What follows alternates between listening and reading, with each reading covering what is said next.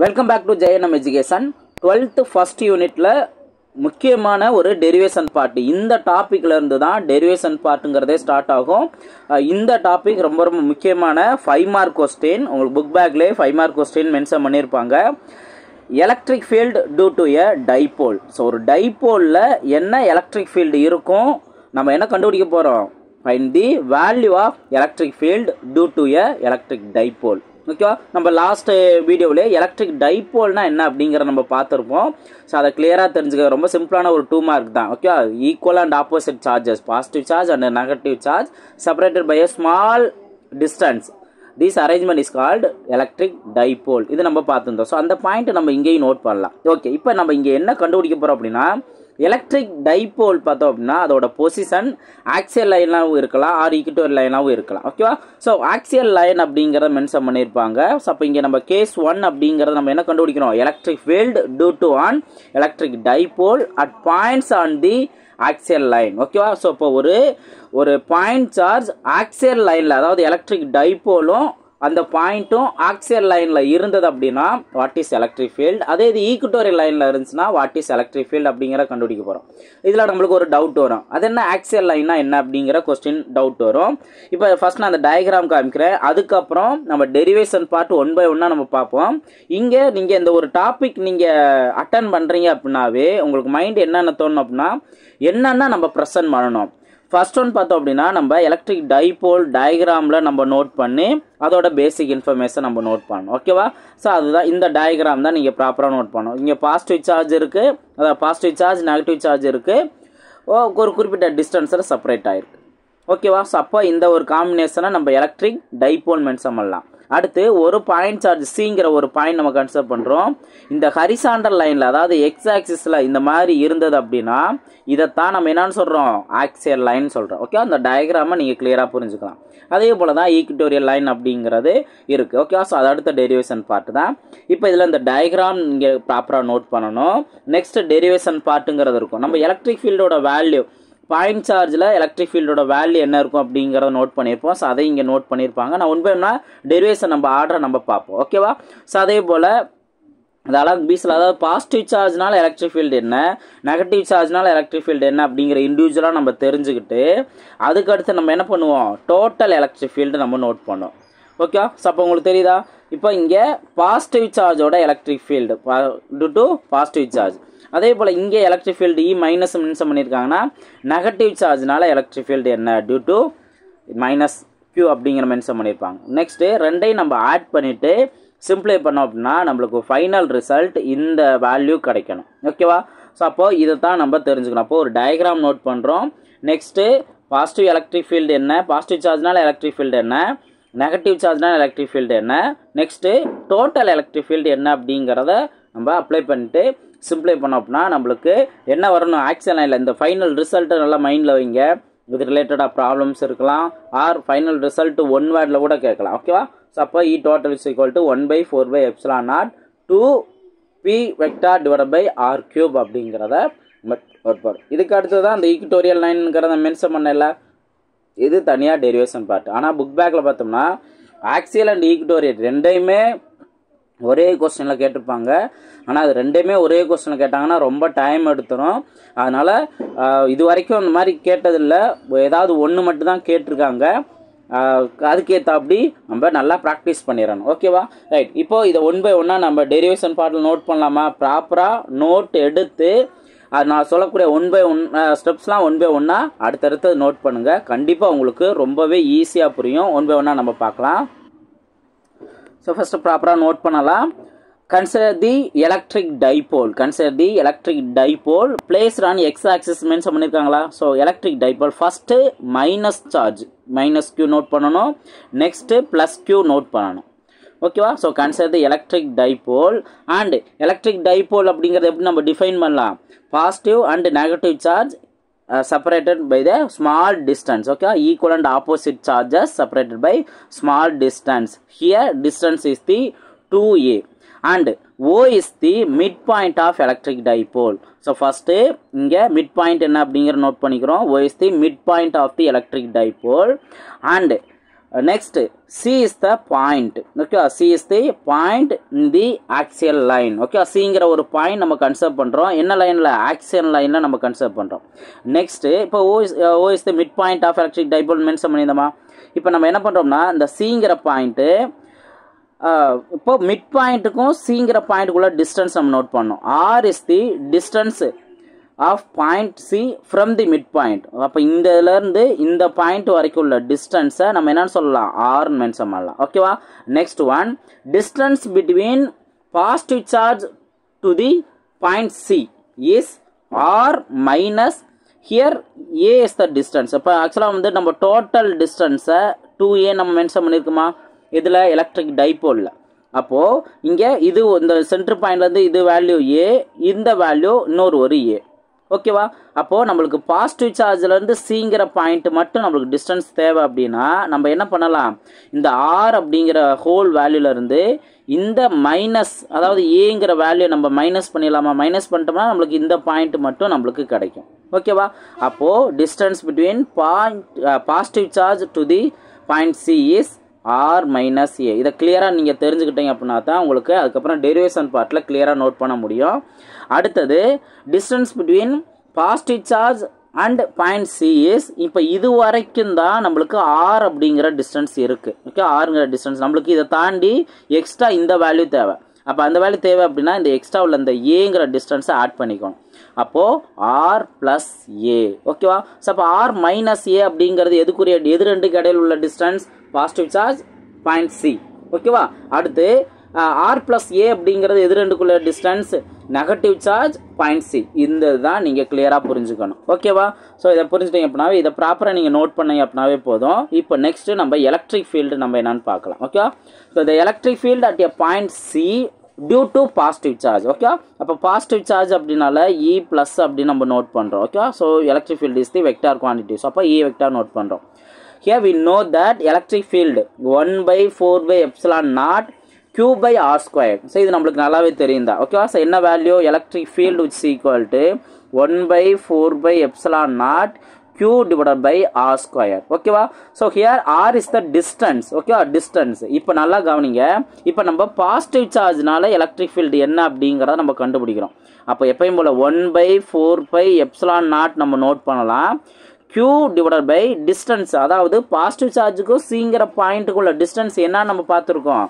R minus ஏன்னு பார்த்துருக்கோம். அப்போது we can change distance R. இது ஜென்ரல் ஃபார்முலாவில் இருந்து நம்ம என்ன பண்ணலாம்? R minus A whole squared. ஏன்னா டிஸ்டன்ஸ் ஸ்கொயர்டு தானே, அதனால இங்கே ஹோல் ஸ்கொயர்டு அப்படிங்கிற நோட் பண்ணிடலாம். ஸோ இந்த பாயிண்ட் உங்களுக்கு புரியுதா?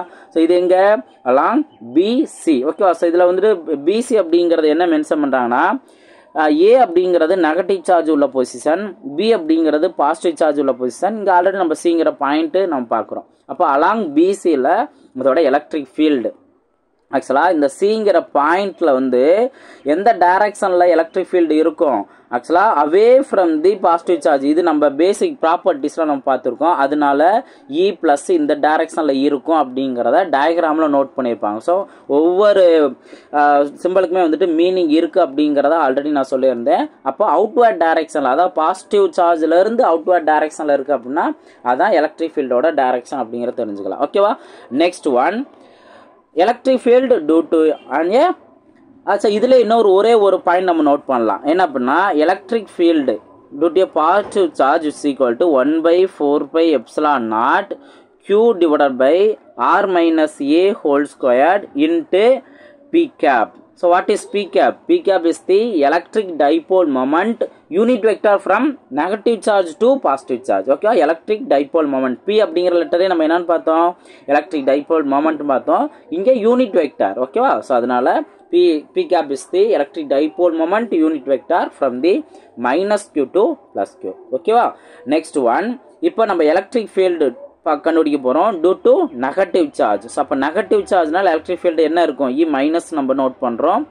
Value is 1/4/epsilon 1/4/epsilon Q divided by what's the distance between negative charge to point C? That is டயக்ராம்லேருந்து பாருங்க, that is R plus A. அப்போது distance R plus A whole square நம்ம note பண்ணலாம். ஓகேவா? So அதே போல் இங்கேயும் நம்ம unit vector P cap note பண்ணலாம். ஓகேவா? So this is first equation, this is second equation. Okay, அப்போ ஃபர்ஸ்ட் ஈக்குவேஷன் என்ன, செகண்ட் ஈக்குவேஷன் என்ன அப்படிங்கிறத கிளியராக புரிஞ்சுக்கணும். ஓகேவா? இப்போ நெக்ஸ்ட் நம்ம என்ன கண்டுபிடிக்கணும், டோட்டல் எலக்ட்ரிக் ஃபீல்டு.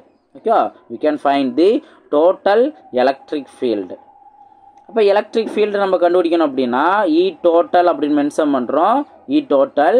ஸோ அப்போ இதை நம்ம என்ன பண்ணுறோம், sum of electric field due to positive charge plus electric field due to negative charge, இதை ரெண்டையும் நம்ம ஆட் பண்ணாலே போதும். ஸோ அப்போ வேல்யூலாம் சப்ஸ்டிட் பண்ணுங்கள். இனிமேல் தான் டெரிவேஷன் பார்ட்டு நல்லா தெளிவாக கவனிக்கணும். 1/4πε0.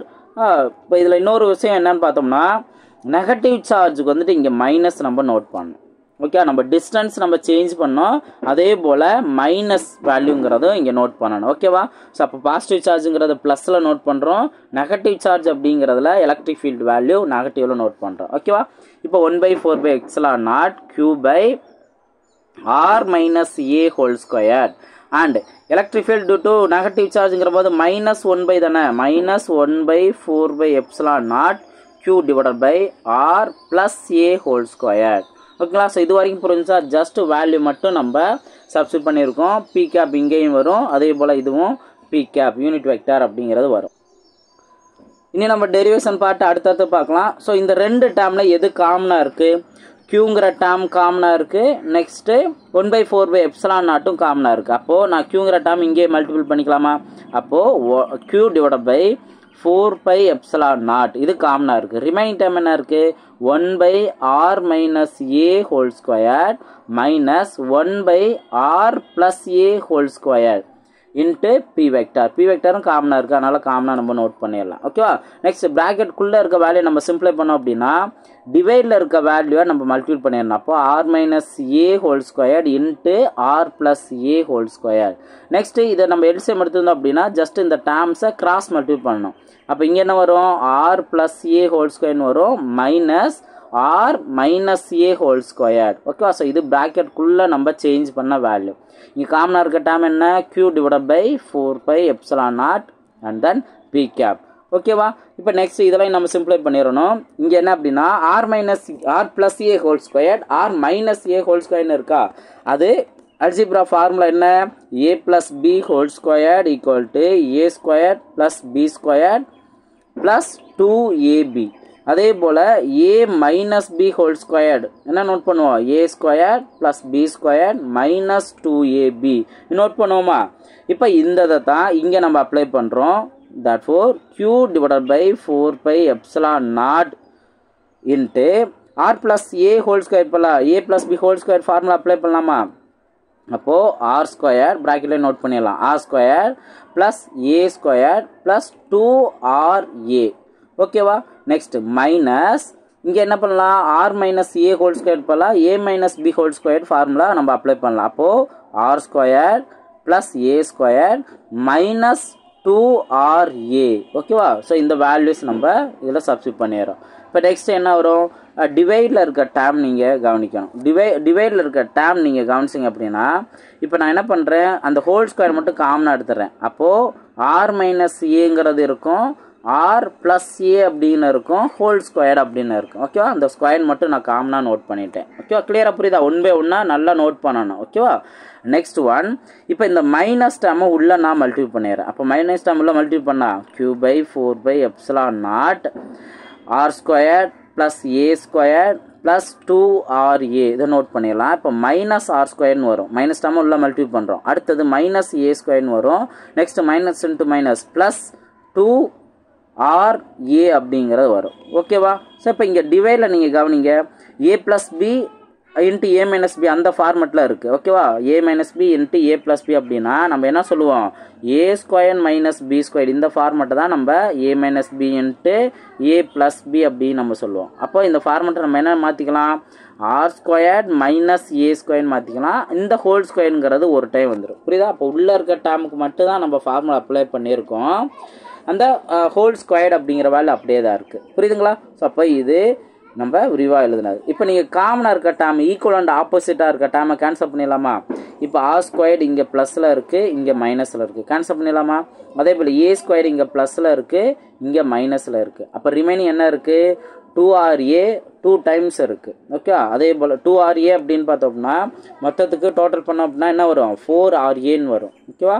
அப்போ Q divided by 4πε0 4RA divided by R square minus A square whole square. ஓகேவா? Into P cap. நெக்ஸ்ட் ஸ்டெப்லாம் நீங்கள் எவ்வளோதான் சின்ன சின்ன ஸ்டெப் தான் இங்கே நம்ம அப்ளை பண்ண போகிறோம். என்ன அப்படின்னு பார்த்தோம்னா first here R is very very greater than A. ஓகேவா? Rங்கிற வேல்யூ பார்த்தோம் அப்படின்னா ரொம்ப ரொம்ப டிஸ்டன்ஸ் அதிகம் ஃப்ரம் ஏங்கிற டிஸ்டன்ஸை விட. அப்போது இதில் இருந்து நம்ம என்ன பண்ணலாம்? A is negligible. therefore கீழே இருக்க டேம் என்ன நம்ம நோட் பண்ணலாம்? R square minus A square whole square இருந்துச்சுல, இந்த டேம் நெக்லிஜிபிள். அப்போது நம்மளுக்கு என்ன கிடைக்கும்? R ஸ்கொயர் ஹோல் ஸ்கொயர் மட்டும் கிடைக்கும். It change to R power 4. ஓகேவா? இப்போ இந்த வேல்யூக்கு பதிலாக நம்ம என்ன அப்ளை பண்ணலாம்? R பவர் 4ங்கிற மட்டும் நம்ம அப்ளை பண்ணலாம். therefore Q divided by 4πε0 4RA. இப்போ 4 ஸ்பிளிட் அப் இன்ட்டு 2 இன்ட்டு 2. ஓகே, 4ங்கிற வேல்யூ நம்ம 2 இன்ட்டு 2ன்னு எழுதலாம்ல. 2 இன்ட்டு 2 RA அப்படிங்கிறத நம்ம எழுதலாம். ஓகேவா? டிவைடட் பை இந்த R பவர் 4. அப்போ R square minus A square whole square தான் நம்ம என்னன்னு மாற்றிட்டோம்? R பவர் 4 நம்ம மாற்றிட்டோம். therefore இங்கே R பவர் 4 நோட் பண்ணலாம். இப்போ இந்த R வேல்யூ ஒரே ஒரு R வேல்யூ சேஞ்ச் ஆயிரும், கேன்சல் ஆயிரும். இங்கே R பவர் 4 பதிலாக R கியூப்ங்கிற மட்டும்தான் இங்கே இருக்கும். ஓகேவா? ரைட். இப்போ அடுத்ததெல்லாம் என்னென்ன சேஞ்சஸ் பண்ணலாம் அப்படிங்கிறத கவனிங்க. இதில் Q வேல்யூ அங்கே நான் நோட் பண்ணுறேன். 1/4πε0 2 இன்ட்டு 2QA. அப்போ Qங்கிற டேம் நான் இங்கே கொண்டு வந்துட்டேன், இங்கே கொண்டு வந்திருக்கேன். ஓகேவா? கன்ஃபியூஸ் ஆகிடக்கூடாது. Divide by R cube. ஓகேவா? அடுத்தது இன்னொரு நம்ம ஆல்ரெடி நம்மளுக்கு தெரிஞ்சது தான். we know that electric dipole moment, the magnitude of electric dipole moment என்ன நம்ம நோட் பண்ணியிருக்கோம்? P cap is equal to 2QA. அதாவது மாடுலஸ் அப்படிங்கிறது இதோட மேக்னட்யூட் நம்ம நோட் பண்ணுவோம். 2QA note பண்ணியிருக்கோமா? ஸோ அதைத்தான் இங்கே நம்ம பார்க்குறோம். அப்போ 2QA இதுக்கு பதிலாக நம்ம என்ன சப்ஸ்டிட் பண்ணலாம்? P வெக்டாருங்கிறத நம்ம சப்ஸ்டிட் பண்ணலாம். நெக்ஸ்ட்டு இந்த P வெக்டாரோட நம்ம பார்க்குறோம் அப்படின்னா இந்த P கேப்புங்கிறத அப்படியே ஆட் ஆகிக்கிறோம். ஓகேவா? ஸோ அப்போது நம்ம என்ன பண்ணலாம்? Total electric field for electric dipole is 1/4πε0 2. இந்த தனியாக அந்த 2 வேல்யூ அப்படியே இருக்குது. நெக்ஸ்ட் என்ன? இந்த 2QA instead of 2QA we can substitute P vector. Okay, so P vector is the electric dipole moment. Its magnitude is 2QA. Okay, divided by R cube. Okay, so this is total electric field due to electric dipole. Okay, 2 times of electric dipole. இங்கே தான் அந்த ஈக்டோரியல் லைன்லையும் பார்த்தோம் அப்படின்னா இந்த 2ங்கிற மட்டும்தான் vary ஆகும். அதனால் நல்லா தெளிவாக புரிஞ்சுக்கணும். Okay, 2 times of P vector divided by R cube. மற்றதெல்லாம் சேம் அப்படியே வரும். So very very important derivation part நல்லா கிளியராக புரிஞ்சுக்கோங்க. இதை ஒன் பை ஒன்னாக நோட் பண்ணி ஸ்டெப் பை ஸ்டெப்பாக நோட் பண்ணிட்டீங்க அப்படின்னா உங்களுக்கு இயர் எண்டு வரைக்கும் உங்களுக்கு ரொம்பவே யூஸ்ஃபுல்லாக இருக்கும். ரெகுலராக நீங்கள் வீடியோஸை நீங்கள் பாருங்கள். ரொம்ப பேசிக் லெவலில் இருந்து சொல்லுவேன், நல்லா அண்டர்ஸ்டாண்ட் பண்ணிக்கலாம். எந்த டவுட்டுமே இருக்காது. நீங்கள் தாராளமாக டவுட் இருந்தாலும் நீங்கள் கமெண்ட் செக்ஷனில் பதிவு பண்ணலாம். புரிஞ்சதா அப்படிங்கிறதையும் உங்களோட கமெண்ட் செக்ஷனில் பதிவு பண்ணுங்கள். படிக்கிற ஸ்டூடெண்ட்ஸுக்கு ஷேர் பண்ணுங்கள். கண்டிப்பாக அவங்களுக்கு கிளாஸ் எடுக்கும்போது புரிஞ்சாலுமே கூட எக்ஸாம் நேரங்கள்லையோ ஆர் பப்ளிக் எக்ஸாம் நேரங்கள்லையோ லைட்டாக டவுட்டுங்கிற வரும். இந்த ஸ்டெப் எப்படி வந்தது மறந்துருப்போம், டவுட்டுங்கிற வரும். அப்போது நீங்கள் இதை பார்த்தீங்க அப்படின்னா கண்டிப்பாக உங்களுக்கு ஞாபகம் வரும். நல்லா ப்ராக்டிஸ் பண்ணுங்கள். அடுத்த டெரிவேஷன் பார்ட்டில் நம்ம மீட் பண்ணலாம்.